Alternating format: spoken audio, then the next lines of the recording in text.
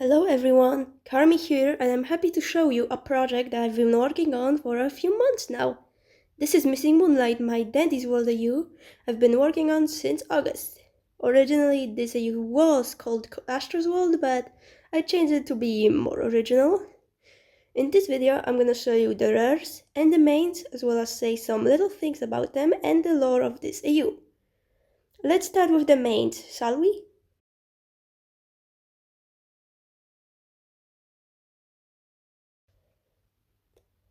First is of course the main star, or should I say moon of this AU, Astro.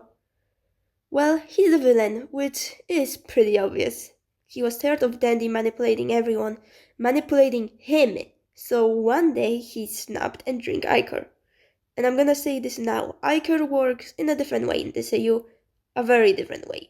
In this AU, Ichor is purple because I say so, but the way it works now is instead of turning toons into twisted, it grants them their darkest desire. What was Astro's desire? I'm gonna wait with telling you that. At least for now. Astro is cold and distant. He can't stand being around others with a few exceptions. He's going to make Garden View a better place, a place where no one will be manipulated, where everyone will be happy. Right? Astro's design is pretty different from the original one. His blanket only covers half of his body, which he has a reason for, but I won't reveal it just yet. The air core gave him special abilities, which he uses pretty often. He has a tail and wings made out of ichor, and, well, his cap is partially alive. It has a tongue now. No one really knows where Astro is at the moment, but whatever place he might be hiding in, no one is safe from his sight.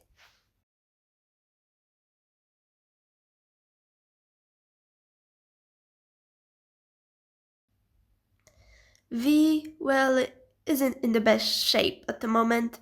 When everything started, V and another toon went to try and find Astro, maybe try to convince him to stop and talk about it.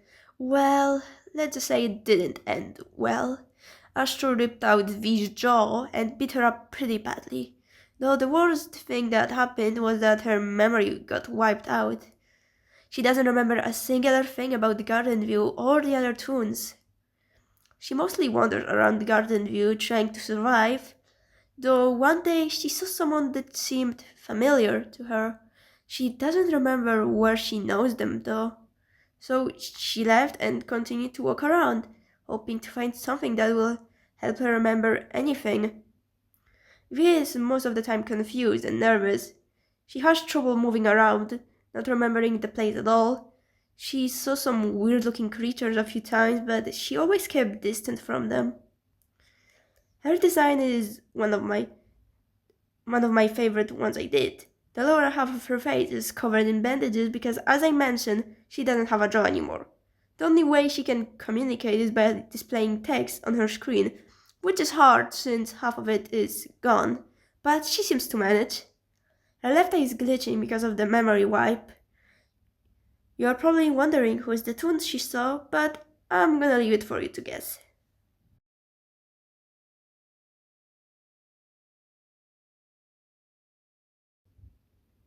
Dandy. There isn't much to say about him since no one has seen him around since this all started.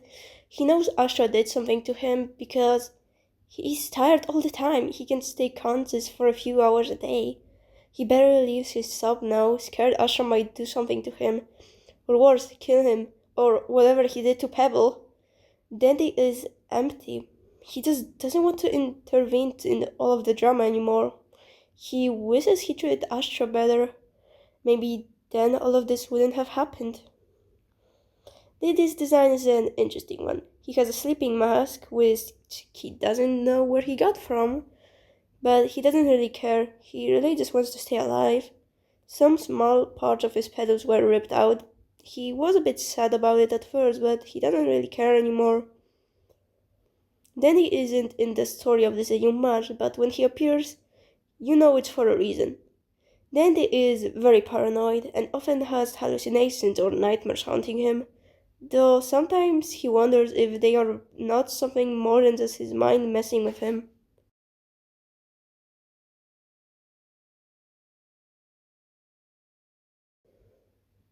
Shelly. She's an interesting character, isn't she?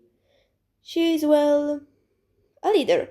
She's a leader of a small group of toons that were able to get out mostly fine, though not everyone was so lucky.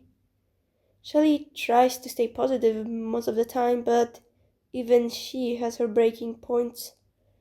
One of her main goals is to find V. She doesn't know if she's even alive anymore, but she won't give up.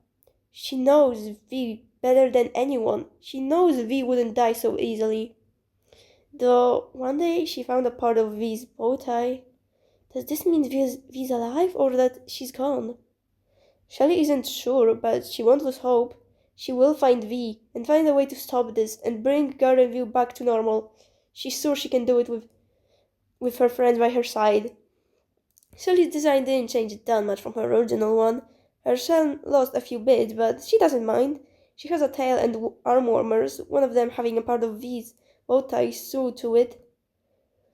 Shelly might seem weak, but she's actually quite strong. She's the one who saves injured members most of the time.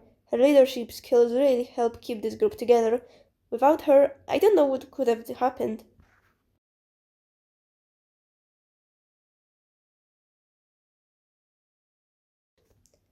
Sprout.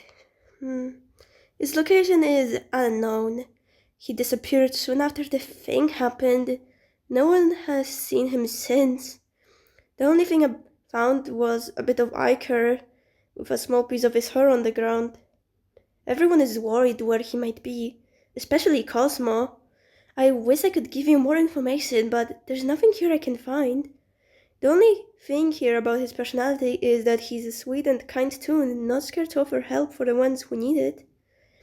Sprout's design is pretty simple. I gave him a tail and changed how his hair looked. I really like the outfit I gave him, one of my favorite designs for sure.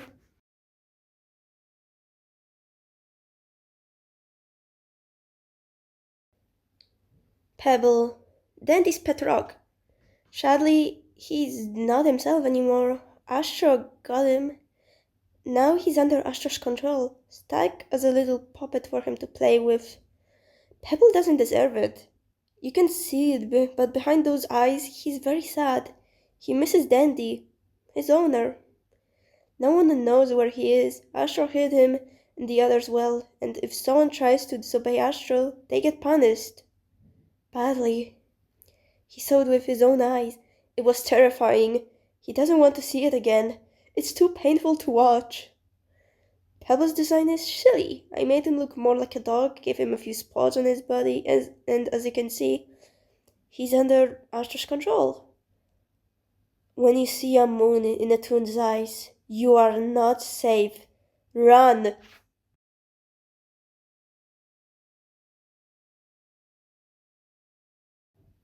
Now that we are done with the mains, time for the rares. First, let's start off with Glisten.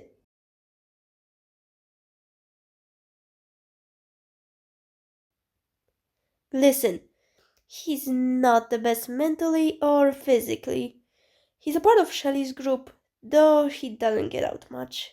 He was found by Branny and Finn bleeding out, his arm missing. It wasn't easy, but he was stabilized. He didn't talk much during recovery.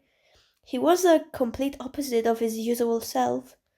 He just seems like an empty shell of his old self. Though after a while, someone managed to get to him. Goob. Thanks to him, Glisten finally started acting a bit more like his usual self. Not much, but it was an improvement. But one day, something happened and Goop went missing, and Scraps was injured badly. Nobody knows what happened. Scraps won't talk about it at all. Glisten started to be distant again. Things might start to fall apart soon, and if that happens, everyone will be in big danger. Glisten's design is, well, kinda sad. I mean, he lost an arm, he barely sleeps, he still has his leg warmers and a bow, but, well, he doesn't seem to care about his looks anymore. He just wants to be left alone.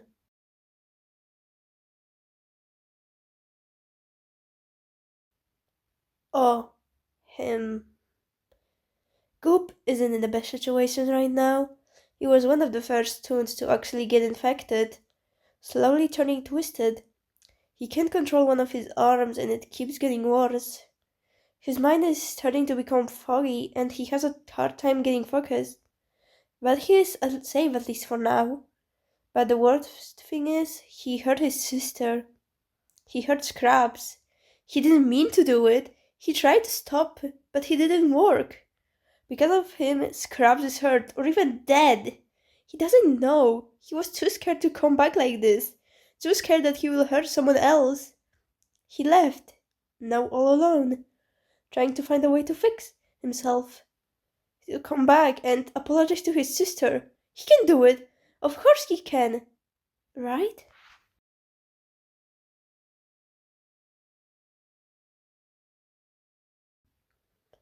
Scraps isn't interesting.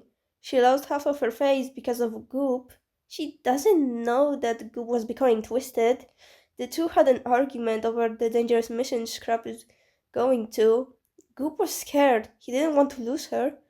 But she didn't listen to him and, well, Goob attacked her. She was shocked and scared and in so much pain. Now she barely leaves her room, doesn't talk to anyone. She's just disappointed in everything. She's depressed now. She tried to, well, I think you know what I mean, multiple times. Every time someone stops her, she just wants everything to end. Be at peace. She hopes that this is all just a dream. That she will wake up any moment to see Goop in his bed. Everything is good. She can't accept the truth. I don't know if she ever will.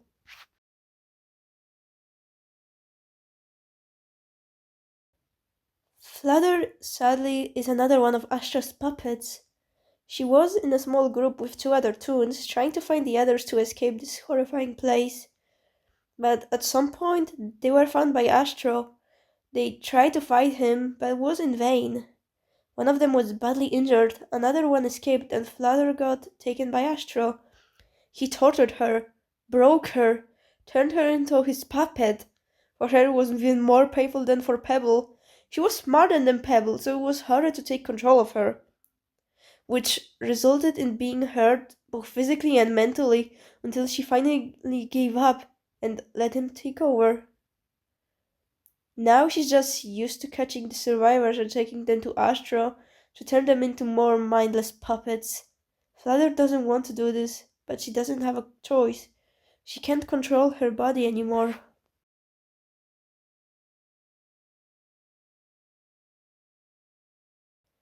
Gigi was one of the toons that was with Flutter. She was badly injured by Astro, leaving her body with multiple scars.